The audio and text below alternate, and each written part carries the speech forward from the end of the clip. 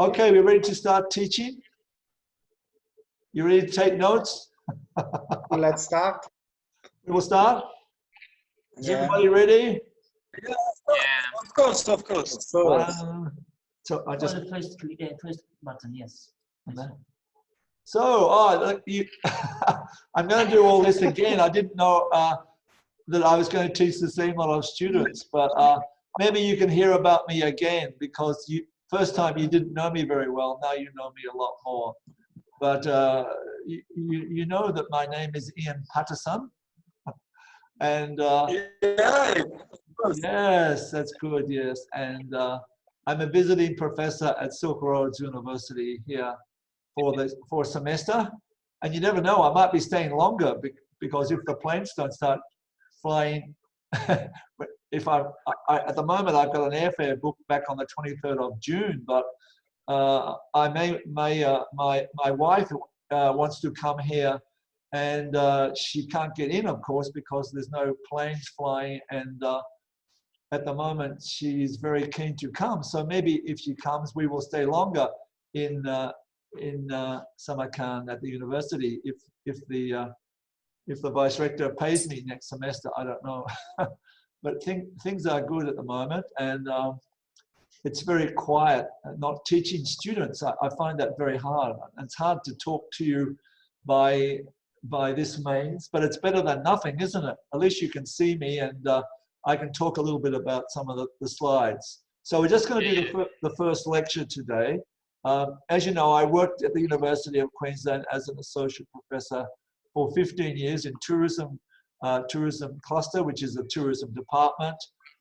We have a big department there, about 30 lecturers in tourism, and one of the top universities in the world in tourism. I think we're about number 3 or 4. Number 1 is Surrey University in England. Have you heard of Surrey? And Hong Kong Polytech is also another top university in tourism, and Griffith University in my city in Brisbane, and also the University of Queensland. So we're among the top 4 or 5 universities in the world for research. We really specialize in research at the university and in my school, and we publish a lot of papers in peer-reviewed articles in journals, top-level journals, high-quality journals, peer-reviewed. Do you know what peer-reviewed means? Did I talk to you about that before? You probably know, Shokrat, what peer-review means. No? What? Anyone know? What? What does peer-review mean? Peer-reviewed journals. Review journals? Peer review, yeah. P-E-E-R, peer review. I heard about it, but actually I don't know. You don't know. Okay, it means that I know, Professor. you know.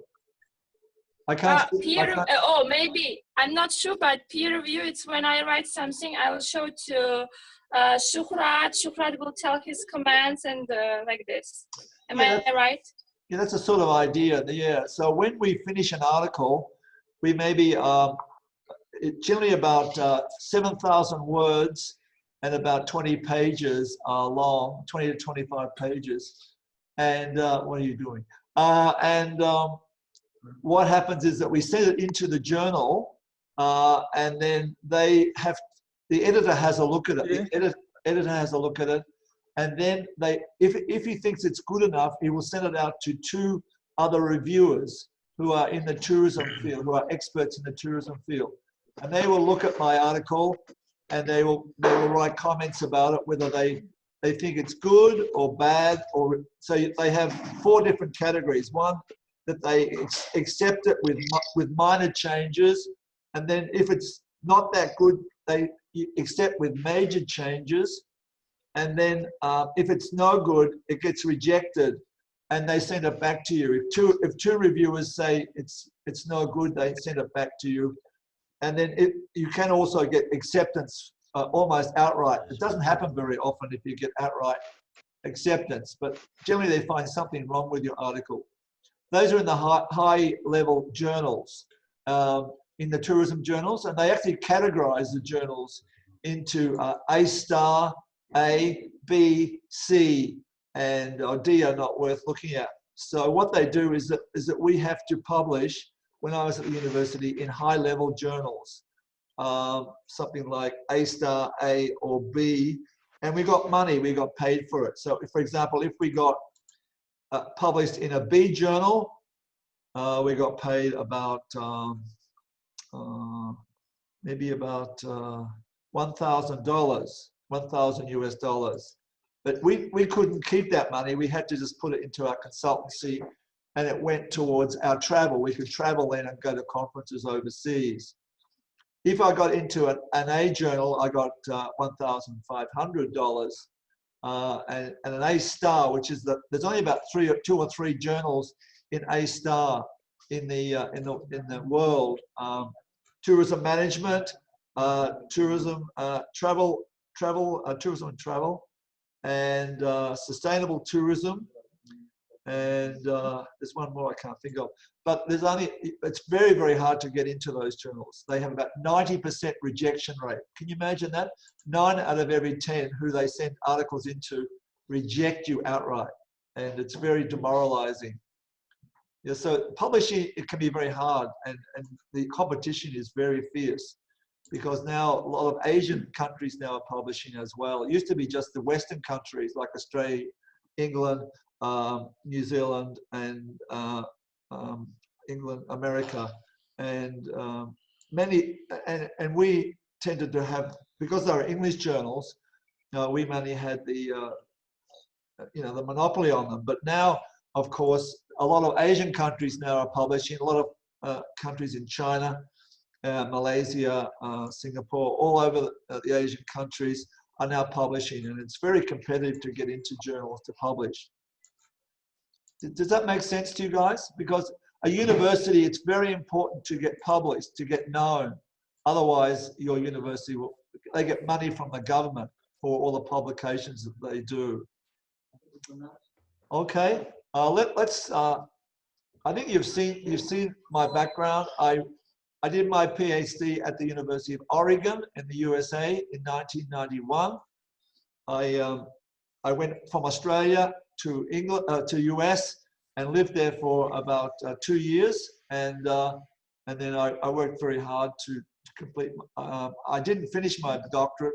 The university gave me 2 years leave to go over to America, and I taught over there as well, they call it a graduate teaching fellowship. It's like a scholarship, and they waive all the fees. You don't have to pay any fees, and you teach one class a semester at the university in America. And Oregon, do you know where Oregon is? Oregon is above California. California, you're on the west coast of America. So I lived there, and I hadn't quite finished my doctorate, so I had to come back to Australia and teach.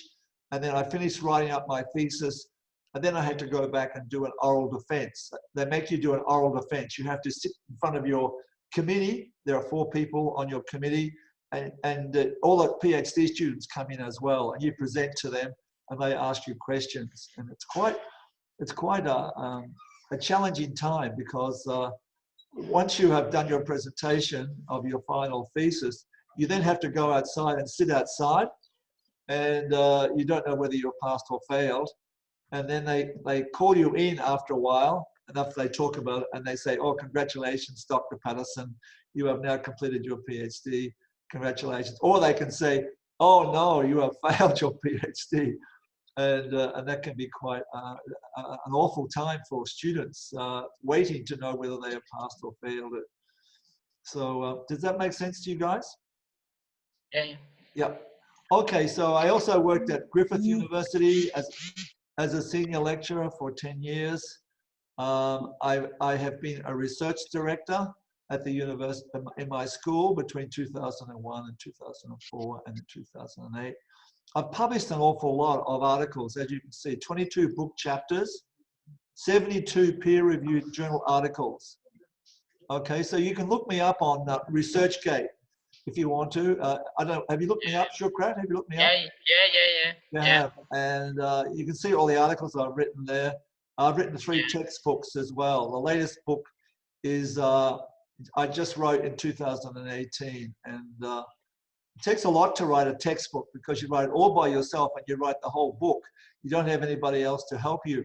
and you have to write about 14 or 15 chapters yourself. So it's quite it took me a whole year to do it, and full time, just because I had just retired from the university, and I thought, well, what will I do? Oh, I'll write a textbook just to help me adjust to retirement. And it was quite an ordeal, but it was good. It was on senior tourism, on tourism and leisure behaviour in an aging society, it's called. Have any of you looked that up, that book? Shukrat, you probably have looked it up, knowing you. Yeah. You are very But it's costly. A lot of money. It's about $100 I think. Yeah. To buy. Expensive. Yeah. I'm going to get one sent to the university, and Hamad, I've talked to Hamad about it, getting one sent to here, so you can put in. I will get it. I will get it. You don't have to. You can just look at it at the library. You don't have to buy it. And yeah. Okay. So I've written quite a lot. One of the big things I've worked a lot with PhD students and scholars who have come to the university. A lot of international scholars who want to get their PhD, and we appoint them as supervisors. We have 2 supervisors for every student who does PhD, and we work with those students. They come and meet us, individual consultation every week. They come and we talk to them for about an hour, ask them how their research is going, try and help them as much as possible, put them on the right track, and excuse me, and then they go back and do their whole independent work. So, and they can come and see you anytime they want, because we give priority to our PhD students. A lot of them are international. So I've had students from, I haven't had anyone from Uzbekistan, but I've had students from Korea, from Taiwan. I've had 2 students from Malaysia, Indonesia, a few Australian students as well. So I've had mainly a lot of students from Asia, yeah, so they've all got through and passed that, so I'm really pleased about that. So they contact me sometimes and ask me how I'm going. They've gone back to their universities in Asia or wherever, and they have got good jobs now, and they are working hard. Yeah. I was going to go and teach over in Taiwan. One of my students asked me to go to Taiwan to a university he's at, but I ended up not going and coming here instead. So that was good. Okay, let's do the next slide. That's my book. It's a little bit blurred. It's called Tourism and Leisure Behavior in an Aging World. Yeah. I'm not sure whether I'll write another book. I think it takes a lot of time, a lot of effort to write a whole textbook. But I'm keeping on writing articles, still writing articles with colleagues. That's my university where I taught at University of Queensland. It's sandstone. It looks a little bit like some of the mosques and monuments in Samarkand, doesn't it? A little bit like that with the sandstone. Very old university, very one of the top 50 universities in the world. So it's very high academic standard at the university. That's where I'm from. I think you've seen this before. That's my city where I live. Who knows whether I'll ever go back there again, if I can ever get a plane to go back to Australia. Maybe one day I'll go back. Oh, there's Shaxlo. Shaxlo, how are you? Shaxlo? Good morning. Good morning, how are you? Yes, good morning. Good to see you. So what about this course? Now this course is on research methods, scientific research in tourism, in hospitality and events, and also tourism. We shouldn't leave out tourism. I don't know why it just said hospitality and events in the title, but we're going to look at, obviously, if you're interested in tourism, we're going to look at tourism too. So what are we going to do in this course? I'm going to sort of talk to you about the research process as it's applied. So we're looking at the application of research to tourism, hospitality, and events. Now, I believe, Shokrat, that you guys have to do a dissertation or something like that. What is it called? Do you know what it's called? Yeah. What is it called? Do you have to, what do you have to do? A small thesis, is it? Yeah, we have to write more than 70 pages of dissertation. Dissertation. Oh, dissertation, yeah, at the end of semester degree. Okay, before you graduate. Yeah, before we graduate. And it consists of 3 parts. The first part is methodology, the second part is research, and the third one is our recommendations. So do you have to collect data yourself? Yeah, of course, by with our supervisors. Okay, so have you got supervisors? Yeah, all our supervisors are from this university. Okay, so if anybody wants any help with their thesis, I'm quite happy to be available to help any of you, because I have done a lot of publishing, a lot of research, and I don't know about your supervisors, how experienced they are, but certainly while I'm here, if you want to come and see me, I don't know whether you can see me, we have to have 2 meters apart. But Yeah, of course, we will in touch with you. They say the university may be opening up again in the middle of May, sorry. Did you hear that, Shukra?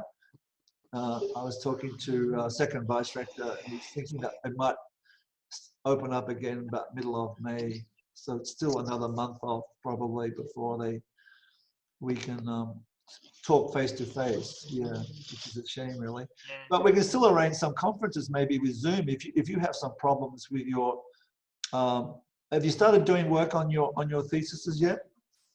Or just not yet. Just we choose our theme topic.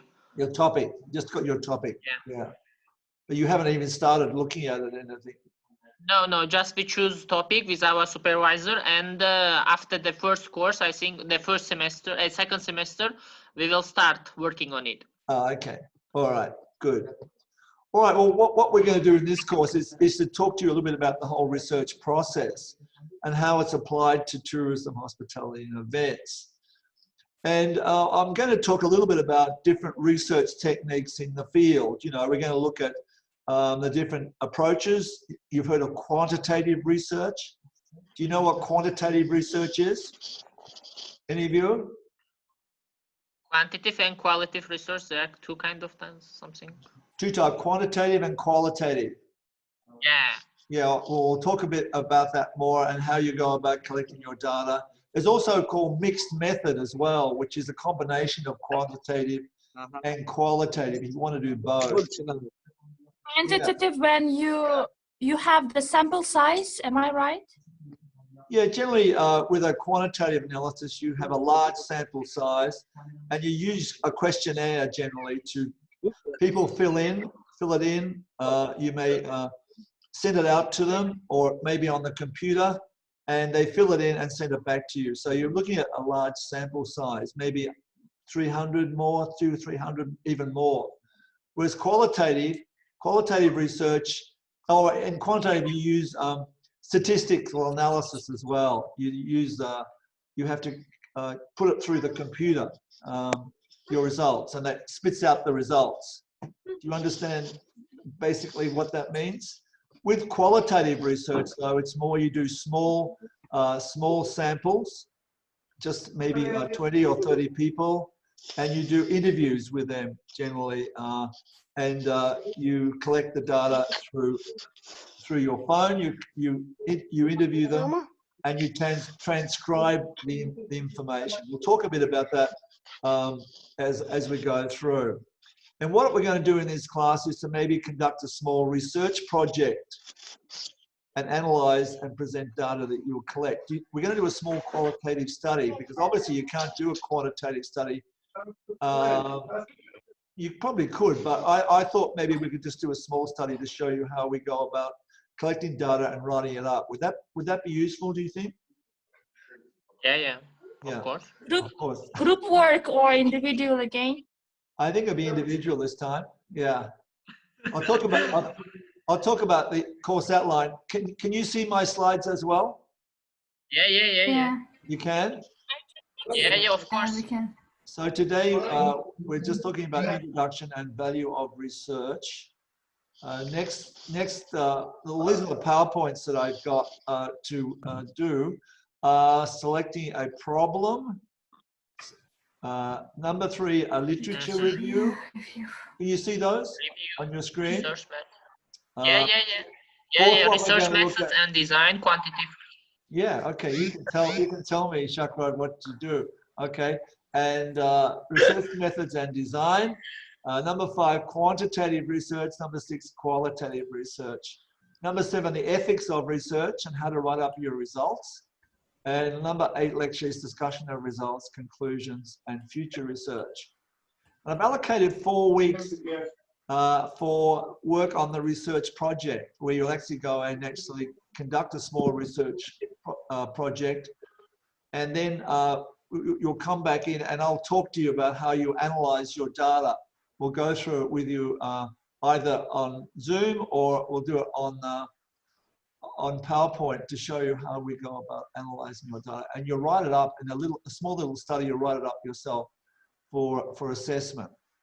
So I think, you know, that will be good because it will help you in your design. And maybe you may want to use your topic for your dissertation and try it out in this class. So if you have you all got topics? Has everybody chosen a topic? Yeah, everybody. Yeah. Najila, have you got one? Nazila? I can see you on screen. I'm picking on you. Yeah. You are looking at me but not saying anything. Yeah. Have you got a topic? Yeah. Nargiza. Nargiza.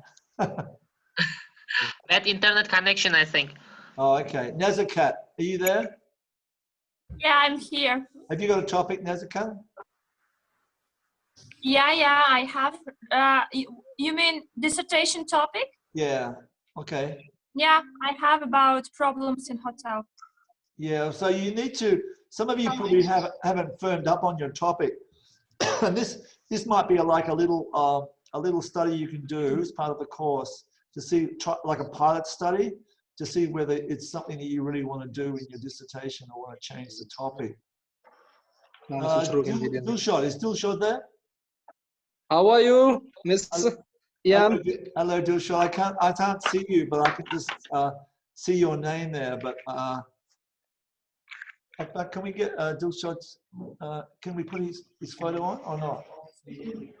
He's off video. Oh, it's down here. You can't have his photo. No. Can you take that off there? No. Don't touch it. Okay. I have to be careful. I've got Akbar here telling me what to do. Yeah. Okay. Anyhow, what was Shokrat? What was your topic? Do you remember? Just off the top of your head. Can you remember? My topic? Yeah, My of course. No, hang on. Shokrat first.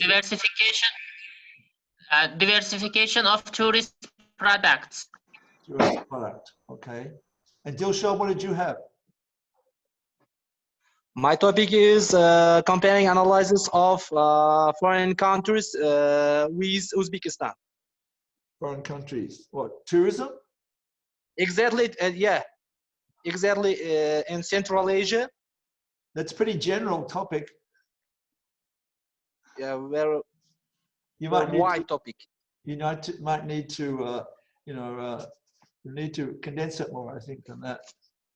Farijan, have you got a topic? Yes, I have. Yeah, you can tell me. Hello. No? Firuz, you're switching off your microphone. You tell her. You tell her, that's okay. You get organized. You organize these men for you. Okay. Well, anyhow, we'll go on. We'll go to the next slide. So we've got some assessment here. Selecting a problem. So we're going to have to do that soon in the class. Select a problem. So you're actually going to go through the whole process of telling me what the problem is. I'll give you more information about that as we go along. Doing a literature review, small literature review, developing a methodology, 20%, and research project is 50%. It's actually finishing off the project. Now, I will give you more information about this as we go along. panic about this and say, oh my God, I've got to do a whole research project. It's only a small research project. It's not a big one. And it will just help you so much with your dissertation when you do the final one at the end. Okay, so we do some progressive assessment, selecting a problem. And I haven't got dates on that yet, but I'll sort out some dates with you and put it up on Telegram. So you have my first lecture on Telegram. I put it up the other day. You've got that? Okay. Yeah. This is this. I'm looking through now. We are looking through now. What's that? There's a cat. Did you say something? No? I can't hear anybody. Nazakat, are you there? Yeah. Bad internet connection, Professor. She's gone off, yeah. Yeah. Internet connection. Internet connection problem, yeah. Okay. Connection is very slow. I can see you all the time, Shakrat, so you must have a good connection on yours. You must be paying your bills, are you? Yeah. Oh, there you are. You're back again, Nazakat. Yeah. You disappeared there for a minute. Were you asking me a question before? Or was that somebody else? No, I told that I'm sitting with my telephone from my telephone, so I'm opening your lecture back into Telegram and looking through. Oh, good. Excellent. You are a very well organized young lady. So research, what is it? Should you be doing it? How do you do it? Are you confident enough to do it? Do you feel confident enough to be able to do research? Because it's not just anyone can do research, but it's got to be good research. It's got to be very, very high level research. Otherwise, of course, you will not be able to do anything with it. And what you want to do at the end is to publish it if you can. With my research, for my doctoral studies, I had to do, they are very strict on you at the University of Oregon, and you had to do very good research. And when I finished, I was able to publish it in 2 good, very high level journals. And that's what you want to do. If you want to work in academia, I know Shakrat is quite keen to get his PhD, he's told me that already. You have to do a very good research study. And it's not just enough to get a PhD now at some Western universities. You have to publish your results as well in journals. Otherwise, it's, there's so many people with PhDs, young students now coming on with PhDs, that they look at your research, what you've done. So I encourage my students to publish at least 1 article before they finish their journal, finish their PhDs, and at least 1 or 2 after they finish. And so then they've got, when they apply for a job, they can say that they've done this research. It's not just they've got a PhD. Yep, okay. Now, how do you go about it? That's one of the big issues, in when we look at research is how do you, once you've got a topic, once you've got a sort of your problem, how do you actually collect data? How do you go about it? And that you have to, so it's very much a process. So what is research? It's very much, to be a good researcher, you have to use a scientific approach. And it's another writer says it's based on systematically observing social reality. So we're social scientists. We're not medical scientists. We are social scientists, so that we are looking at the world from an objective perspective, that we are standing back from the world and looking at it. And you can't be subjective, because then you start to put your biases into it. So you have to be objective to observe the empirical world, and you do it through a systematic process. It takes time. It takes time to collect, to even work out a problem. When I went over to the university in America, I had no idea what topic I wanted to do. And so my supervisor said to me, take a month, go and read as much as you can. Look at some areas that you might be interested in and read. And I thought, oh, no, I want to start. I want to get going. But no, the best thing is to get a good topic that you really like and you want to do. because you're stuck with that, especially in PhD, you're looking at probably maybe 2 or 3 years with the same problem. And so you have to be able to, you know, be motivated to keep doing it. And a lot of students drop out of university or PhD because they lose their motivation, or they get a job and they just don't want to do it anymore because they find it too hard. So it's very important that you do that, that you choose a really good topic. So let's look at this one. A definition of research. Are you okay on that page now? Definition of research. A systematic process of gathering, evaluating, and interpreting data to increase our understanding of a phenomenon. So that's why we do research. We want to know, you know, we want to solve this problem. We have a problem, we have a question, and out of that question, we want to make sure that we try and solve that problem in a systematic way, in an objective way as well. So the problem is most important. And that's what I say to students in the past. You need to know, give me a question. What do you really are passionate about? What do you want to find out about? You know, that's most important for me. I think that you are motivated. So this is a drawing of the whole process. Can you see that looks like a Ferris wheel? You have Ferris wheel? You know what a Ferris wheel is? It goes around? Yeah. Circle. Yeah, it goes around in a circle, and you go on top and it goes around. Yeah, they have them at the fairs. I don't know whether, do they have one here? No, I haven't seen one here. In my city, they have one on the river where people can go and pay money and go on the Ferris wheel. In here, we have in the parks. We have in the parks. In the park, yeah. Yeah. The biggest one is in Tashkent. Well, Everything in Tashkent. Yeah. Everything in Tashkent, of course. I keep saying that. I still haven't been to Tashkent. Maybe one day I will go there when they let you in. We'll go together. Yeah, I want to go with you, Shokrat. Yeah. Yeah. And Nazakat, yeah, as well. Yeah. Now, can you look at the wheel? Look at the wheel. Yeah. And, look at first thing we come to are observations in the green. The green, the light green.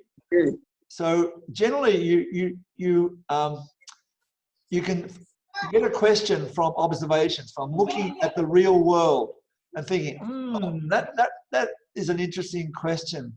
I wonder why so many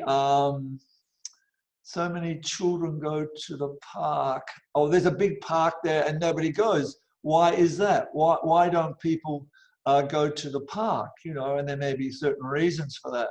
That's just a very easy question, you know. But it's an observation that you make yourself and you want to find out maybe the answer to it. So you set a question, maybe some questions about it. You then have to search the literature. So that's important. You have to find out where the gaps in the literature are. It's no good having a question and then you go to literature and say, oh, they've already found out the answers to that. Well, that's no good. You know, you're keeping on doing that because you've got to find the gap in the literature where you can actually do your study. Then you have to develop your either research questions or hypotheses. Have you heard of the word hypotheses? We'll talk about hypotheses a little bit later on. You'll then carry out your experiment. You'll work out a method of how you're going to collect your data. And then you'll collect your data. You'll write it all up. You'll write it up and your results and your discussion of results and your conclusions and your that's very important. And once you've written it, it all sounds very easy, you know, but this can take a long time. It took me probably 2 years to write my thesis. How long have you been given, Shokrat, to do your thesis? Is it 6 months or longer? Which thesis? Your thesis, how long have you been given to do it? One year, one more year. One year? 1 year to do Yeah. it? Yeah. And that's all you do? That's all you do? You don't do any other, do you do other classes as second well? course. You do Yeah, classes? we will do just 1 year research and then we will, how to say, present it. Then you'll finish your master's. Yeah, yeah. Do you do any other classes when you do that 1 year, or do you just do pure pure thesis just by No, itself? we have no lessons. As our teacher said, as our administration said, university administration, we have no lessons. Okay, good. Are you Yeah, looking at me, for the Akbar? second year, we have no lessons. Are you looking at me here? No. Oh, you are? Akbar's over at the other computer looking at me. I thought he might be doing something else.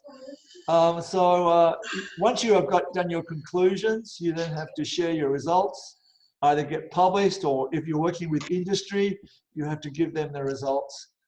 You then hopefully will develop some interventions to see it change if you're writing up, and especially if you're working with industry and funded from industry, and asking new questions, and then the whole process starts again. You know, it's obviously your thesis is most important to you, and that's what you're focusing on at the moment. But if you become an academic at a university, you may be writing a number of different papers, and I'm working with PhD students. A lot of my students I work with, we then publish papers with them to help them get a job, and that's important as well too. So that's the whole process. It looks very simple, but it's not. It's quite difficult when you go through the process. So here we're looking at the process of research slide, and it says that many people equate research with collecting data, calculating numbers, and using statistics, using a computer, or developing a questionnaire. Well, no, it's not really. What are they? They are really just the tools that the researchers use to collect the actual research. So it's not, obviously they're useful. You have to have a computer, you have to have a questionnaire perhaps, or you interview people with an interview schedule, and you might use some software to help collect your data and analyze your data, but they are just tools. They're peripheral to the actual process, and researchers attempt to solve problems. A problem is a question about the relationship between two or more facts. Okay? So we're all about solving problems, not just using a computer or using statistical packages or whatever. Mr. Yan. Huh? Mr. Yan. Yeah. Can you share this slide on the Telegram also? Yeah, I've got it. He has already shared. It has. Yeah, I already put the slides up on Telegram. Yeah. Who's talking to me? I can't see them. Huh? Thank you. Dishon, is it? Dishon, yeah. I put all the slides up on Telegram, and Akbar started a new platform for scientific And event management. Yeah. Thank you very much. And we're having all the same students. We are all having the same students again, the same lot. So that's good too. I'm getting to know you a bit now. All right, so extend human knowledge. We all want to learn more. All researchers to extend knowledge.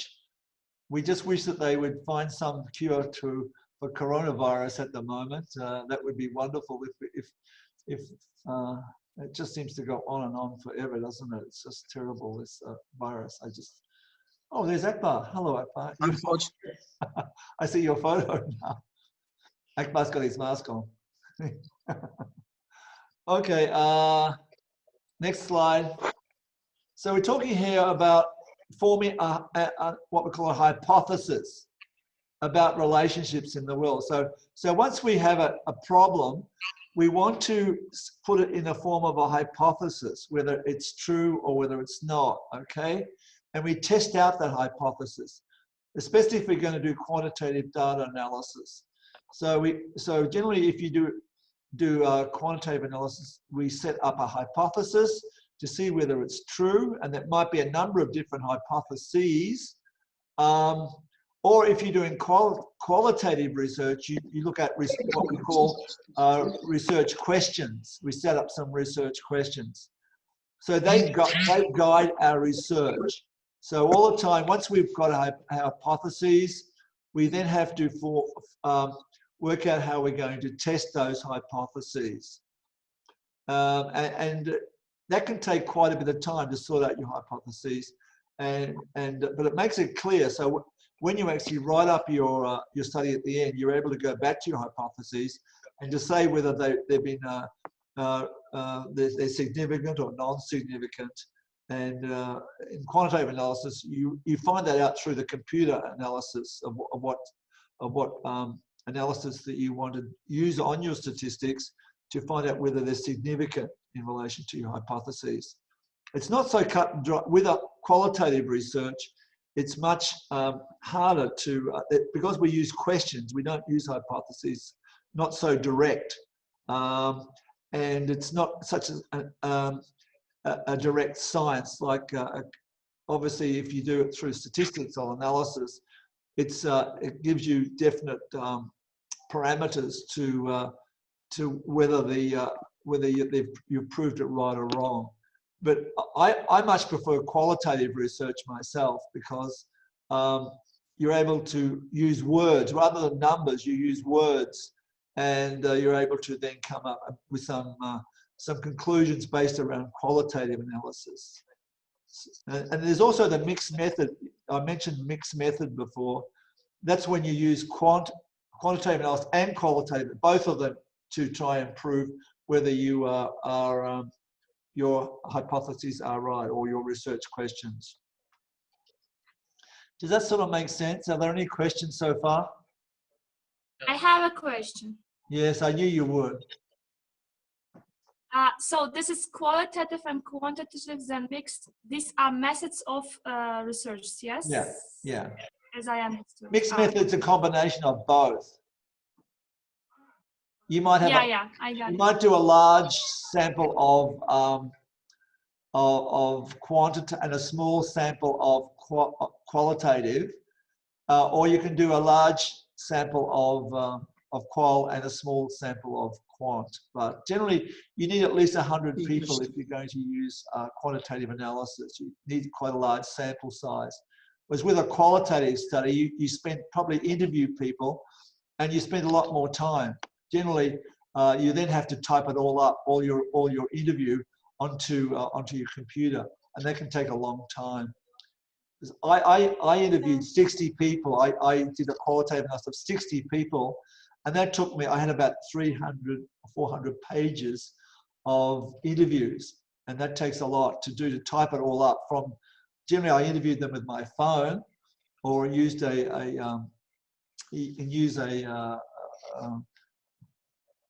machine to do it. But then you have to type up the results, and then you have to analyze. Once you've got all your qualitative analysis sorted out and all the interviews, you then have to work out how you're going to work out your themes. And there are programs now that will actually do it for you in qualitative analysis too. In Vivo is one name, and LexiMancer is another program that they use to come out with certain themes of the research from the qualitative analysis. Anyhow, I'm probably getting ahead of myself, and you probably don't understand what the hell I'm talking about. So high quality research needs to be based on critical independent thinking.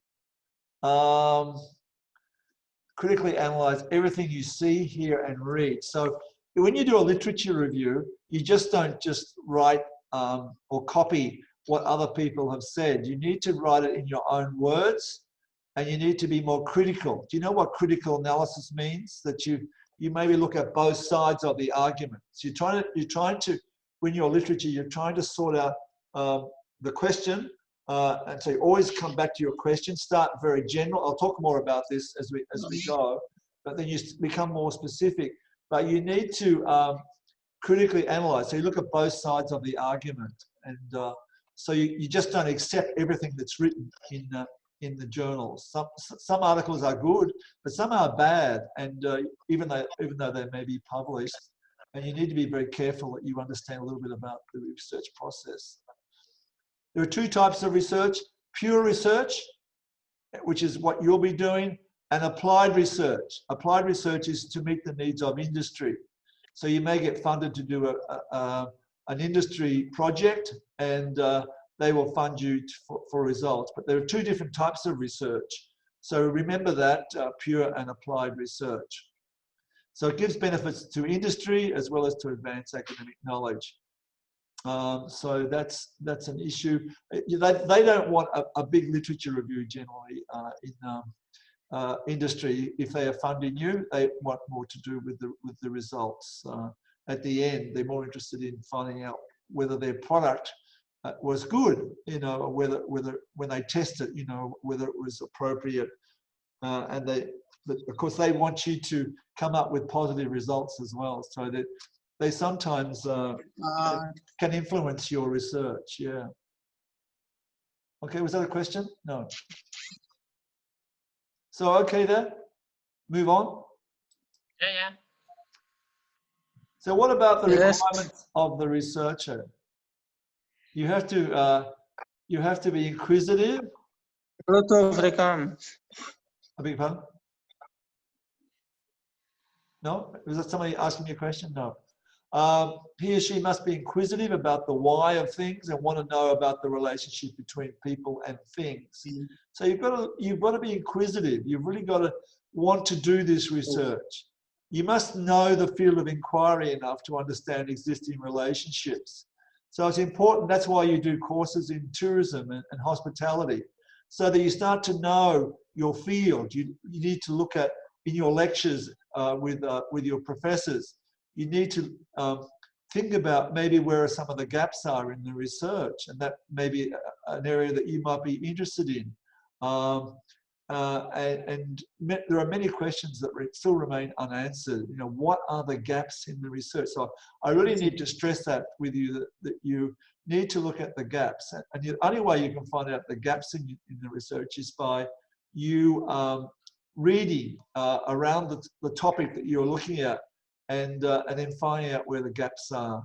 Maybe an author will say, oh, at the end of the article, they will say, future research, you know, what I think are some of the future research topics that you should look at. Well, I find that really useful. If I'm interested in that area and they suggest an area that they needs further research, well, I can tap into that if I'm interested in that as well, and maybe do research in that area as well.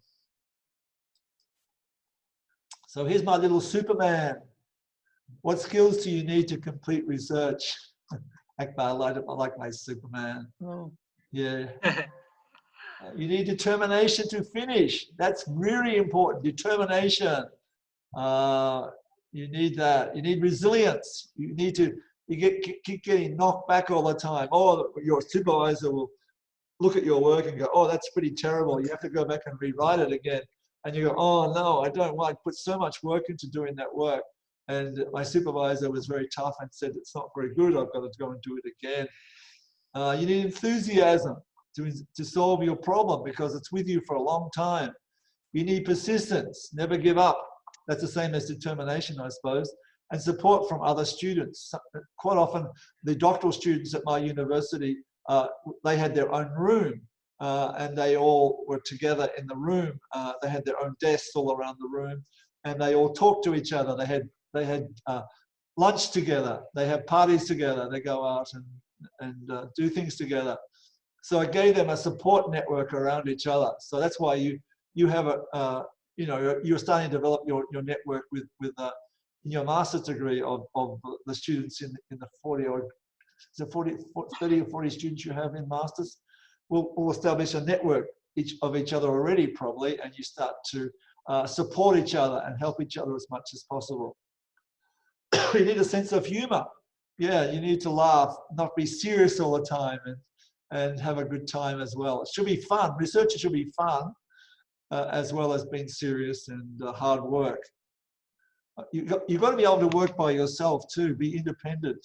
I found that when I started my doctoral studies, I had to sit in the library for all day by myself and just look at books and look at research and not talk to anybody. And it's a bit like being on quarantine with coronavirus, but you know what I mean? You don't talk to anybody. All you do is just read and try and look at the gaps in the research and trying to work on your thesis yourself. And it can be very lonely existence for you.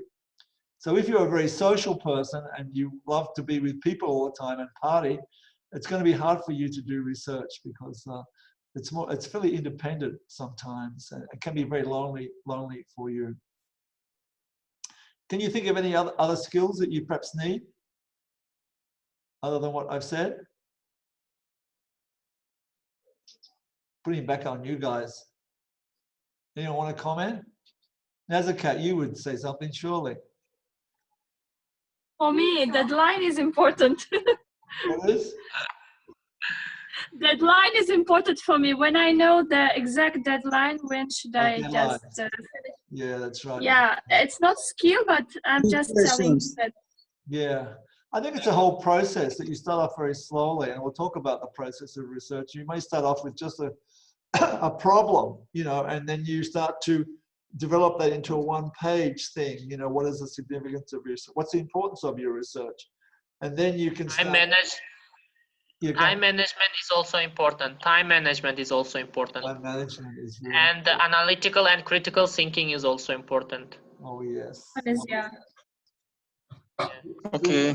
Who else said something? Working with computer, working with technology is also important. Yes, having good computer skills is important. Yeah, of course.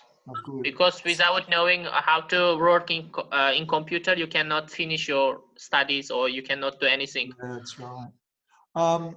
One thing I found too that you always should back up. Oh, there's also the other shukrat there. Yeah. You need to know. Yeah, go on. You need to know mathematics also for quantitative research. You need to do statistics. Oh, our mathematics is talking. Mathematics. Oh, I think they're a bit different. Yeah, statistics is a bit different to math. I suppose they're similar, but now you don't need. How many words? Yeah, how many words is important as well. You're all coming in with answers, and no, I can't finish what I'm saying. But yeah, there are a lot of things that you need to be motivated for in relation to skills that you need. But I think the most important is to be persistent and determined that you're going to finish. Even though there are going to be lots of setbacks for you, and you'll get very demoralized maybe at certain times. You think, oh, I'll never finish this. But then you've got to keep going. And even though you think, oh, my work is terrible. Oh, my supervisors are not happy. I will fail. You've got to keep going. I thought that I would fail my thesis too at one stage, and especially at the end when they read it all and make comments, and you have to do a final seminar at the university I was at, and it depends on that final thing, and I couldn't sleep the night before I did my presentation to the professors. And all the PhD students come in as well, and they ask you questions as well. So it lasted about 2 hours, and I was a wreck at the end. That was back in the early 90s. So what are the benefits of research? Of course, we know that we are trying to move our world forward, especially in the social sciences. We look at the relationship between humans and their environment. If we're particularly interested in personal motivations, what motivates people to undertake tourism maybe? What are some of the constraints? What stops people? How can they overcome these sort of constraints in relation to social psychology of tourism? That's one of the big things, looking at motivations. It's a psychological area. Culture and society. looking at the relationship between cultures, different cultural areas might be an interesting. There are lots of different cultural groups here in Uzbekistan, which might be looking at an interesting one to look at. Looking at social development and groups working in the area of tourism and hospitality. Social, obviously, it's very social tourism. We do it in groups generally or with other people, and that's important, isn't it? Economic development, economics. Some of you might be interested in the area of economics. Fahud, I know, I talked to him. He's the head of economics. Is that right, Fahud? Economics and accounting? Economics and management. Economics and management? Yes, yes. So he's very interested in the economic aspects of tourism. So you might have an economic background. Interpersonal relationships, social psychology. That's my major area. I'm interested in social psychology, which is a combination of social relationships and also psychological aspects as well. So these are the benefits that we're trying to move our society forward through by looking at tourism and hospitality and event management. So where does our field come from? Well, we know we come mainly from traditional disciplines. We are more a field of study. We're not so much a discipline at this stage. Tourism hasn't developed to the level of being a discipline, but it certainly is a field of study now, and it's becoming more and more accepted in the university system. But it has backgrounds in anthropology, sociology, geography, psychology, social psychology, history, economics. So you'll find that there are quite some different journals that relate to, say, the economics of tourism, social psychology, geography and ecotourism, of course. Sociology is very popular. I know that some of you come from different backgrounds, maybe in your undergraduate degree, and you favor maybe one area more than the other. Is that right, Shakrat? You're nodding. What's your background mainly in your undergraduate? You interested in more of the social? I also studied tourism. Huh? Tourism. I studied tourism. But Yeah. what underlying discipline though do you favor? Do you like best in your study? Previous in my diploma work, Yeah. in undergraduate student, I wrote about cycle tourism, benefits of cycle tourism. Psychological tourism? Psychotourism? No. How to say? Bike tourism, cycle tourism. Cyclical tourism. Cycling tourism. Yeah, bicycle. Riding bicycle. Riding bicycle. Yeah. Okay. Yeah. Yeah.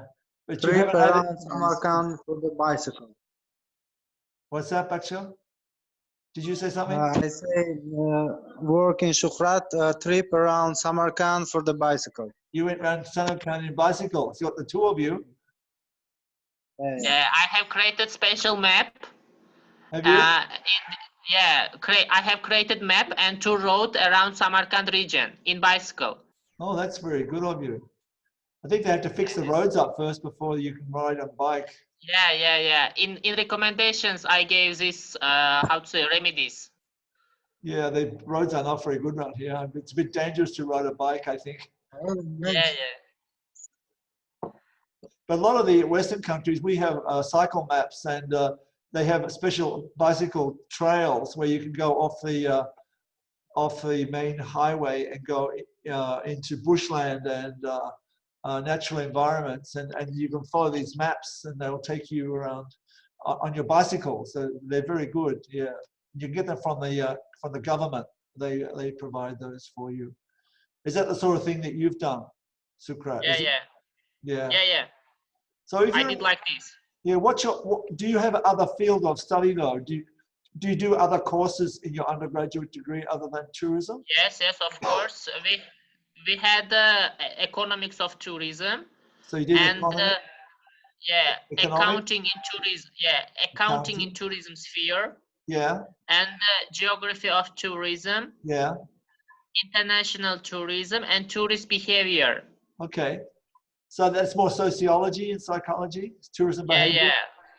Yeah. Also, We had basics of tourism, the subject of basic of tourism, Okay. and we learned here history and how tourism developed like this. Okay. Yeah, we can say like evolution of tourism. Evolution, yeah. How it comes out of these. Originalmente. So mainly, you'll find that a lot of the research in tourism revolves around social psychology, sociology, psychology of tourism, and also geography and some economics as well. Economics of tourism. It's more to do with management side. There's a very good article there you may want to look up. It's called Tourism Research, Building from Other Disciplines. It's the references there, tourism, recreation, research. Do you notice how I did the reference there? That's APA style. That's how you should do it for your. That's how I like you do it. You put the author, surname, and then their first name, and then the year of their publication, the name of their research, and then you put the journal in italics with the volume, the number, and the number is 140 is the journal, and the page numbers. So that's how I would like you to do your referencing, and you should do that for your thesis as well. You have a question? Did you say? No? Okay. There's just a little bit of back noise coming there, was there? Yeah. Maybe problems, serious problems with microphone. Oh, problems with the microphone, yeah. Okay, why do we do research? We do it for fun, to learn, to share information, to become an expert. Some of us want to become maybe a university professor. Is that right, Shukrat? You'd like to be to go on and teach at a university, maybe? Is that what your goal is in life? Yeah. Not just to be teacher, but also I am going to do a business on tourism. A business.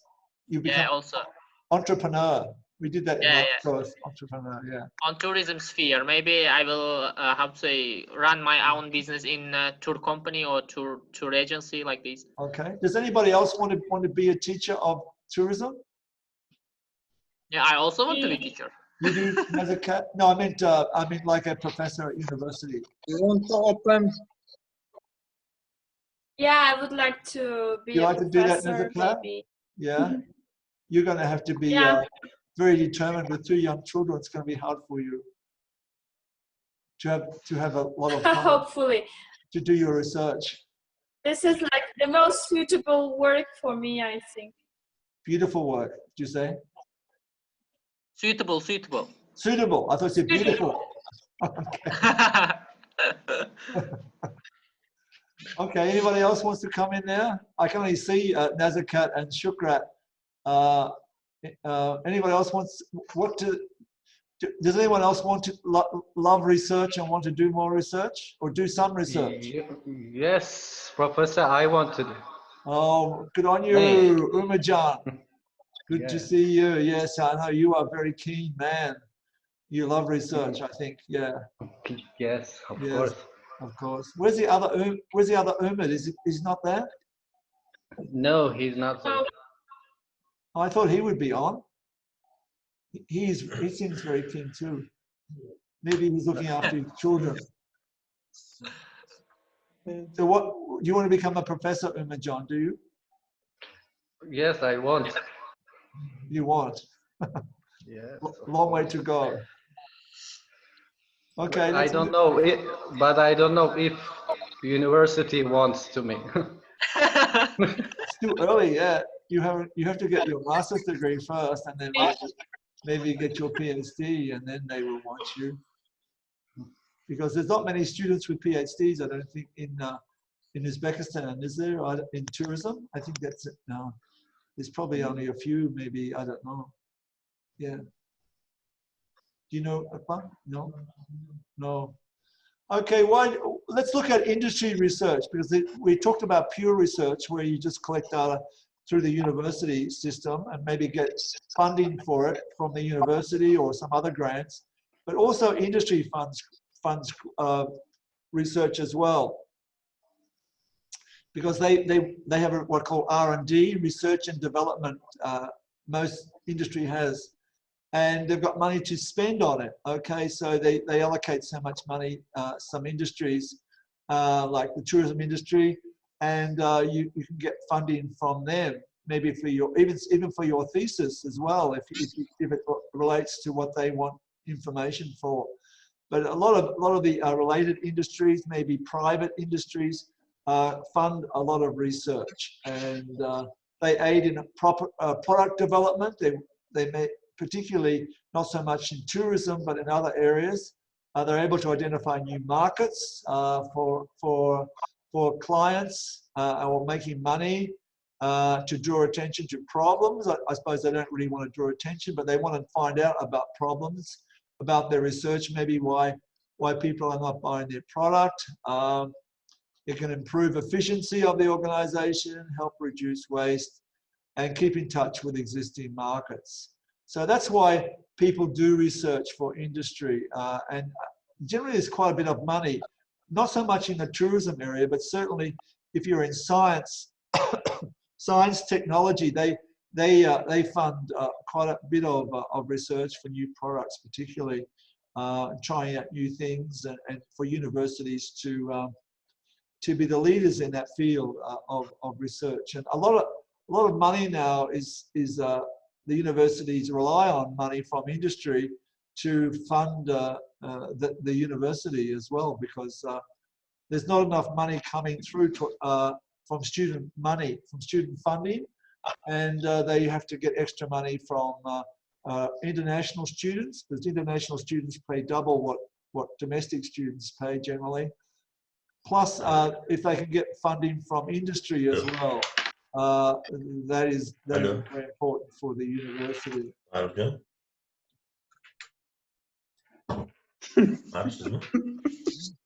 And this is my last slide, I think, that I wanted to show you. It's a cartoon that says, look, this is quite a funny cartoon if you think about it. It's showing industry saying the conclusion, it starts first. Eating chocolate will make you look younger and thinner. Okay, that's what they want to find out. That's what they want to prove. And it says, look, half the work is done. All you need to do is fill in the top part so we can legally say the bottom part.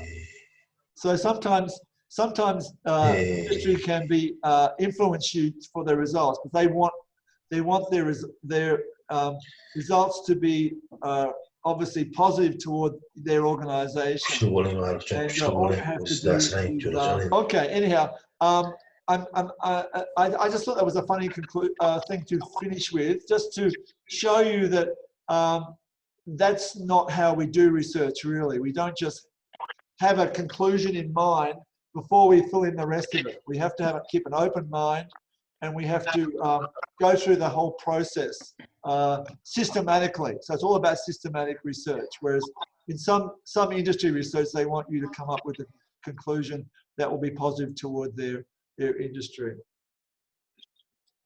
So I think that's it, I think, at the moment. Is that the last one, Chakra? Yeah. Yeah. Yeah, Okay. this is the last one. How are we going for time? I've been talking for over an hour. Are there any questions generally about it that you want to ask me before we finish up? Nazir, Yeah, we can finish. I see you are thinking. You've got your hand up. You're like this, Nazir. Nagiza. Nagiza. Did you understand what I said? Yeah. Yes. Good. Okay. All right. Well, that's the lecture for today, an introductory lecture. Next one we're going to look at is the problem, how we go about finding a problem, and then I want you to come up with a problem as well. You can use the same one as you've done for your thesis if you want to use the same one and test it out for yourself, or you can do a new one if you want. It's up to you. Does that make sense? Chakrati, is that okay with you? About using the same problem? Will you use the same problem, or will you use a new one? Using what, Professor? I say, are you going to use the same problem that you've already got for your thesis, or try to do a new one for my class? The same problem from our own thesis, which we are going to open dissertation, yeah? Yeah, you can use that if you want, and just to try it out as like a pilot study for your main study. See whether you like it. Yeah, yeah, we can do it. Or you can do another It one. would be beneficial for us. Yeah, yeah. Yeah. Okay. Yeah, Ken, have you got a question? You always have a question. No? I wanted to ask about assignment for this lecture. Lecture. You want what? About assignment. Assignment for this lecture. Yeah, the first thing is going to be a problem. I'll put up more information on the on Telegram about it. Okay, maybe it'll be due in about a week, maybe, and it'll be a written assignment. I think it was a 10. You have to go back to the. Can I go back? Escape. Yeah. I'll just go back. I'll just go forward again. Let's go forward. No. I'll just go back to. I'll just go back to the assessment then, as a cat, just to talk to you a bit about that again.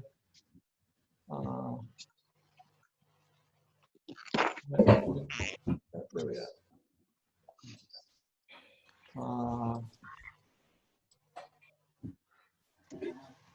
Need to go back. I'm just going back. Sorry about that. Just wasting a bit of time here. So here's the assessment, okay? This is what you're talking about, Nazakat? Nazakat, are you there? You're looking? Yeah, I'm here. Yeah, I'm looking. So you've got to select a problem worth 10%. So it would be a one-pager, and it'll probably do it in about a week. I'll give you more information on Telegram on how to go about that. Then do a literature review, 20%, a methodology, 20%, and the actual project will be due at the end, small project write-up. Okay? Okay, yeah. About deadline, you will tell us later, yeah? I'll give you more information as we go along. Okay, I'll give you some information about what I want, okay? Like I do in the other class.